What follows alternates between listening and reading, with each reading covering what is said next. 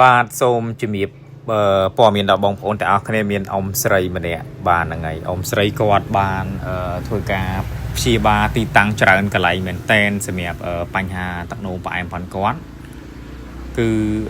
គាត់ត្រូវបានកាត់ម្រាមចោលមួយហើយពេលនេះគាត់បានទទួលសេវាកម្មថែទាំសុខភាពតបៅជើងគាត់នៅទីតាំងផាន់ខ្ញុំបានហ្នឹងហើយជើងគាត់គឺតបៅคลายខ្លាំងមែនតែនដោយសារតែប្រវត្តិអ្នកជំងឺគាត់មានបញ្ហាការ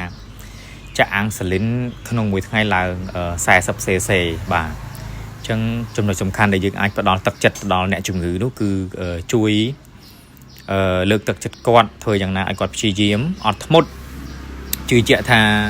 មានភាពអាចទៅរួចដើម្បីធ្វើការជួយថែទាំតបៅជើងគាត់និងទទួលបានលទ្ធផលជោគជ័យនៅពេលអាចជាចន្លោះក្នុងមួយខែចន្លោះ3ខែបន្ថែមទៀតនៅពេលដែលបានលទ្ធផលល្អជោគជ័យខ្ញុំនឹងធ្វើវីដេអូបន្ថែមទៀតពាក់ព័ន្ធជាមួយនឹងអ្នកជំងឺចាក់អាំងសាលីនឡើង8ឆ្នាំហើយក្នុងមួយថ្ងៃគាត់ត្រូវចំណាយ20ទៅ40 cc មានន័យថាចាក់ព្រឹក20 cc ពេលល្ងាច20 cc នៃអរម៉ូនអាំងសាលីនបាទ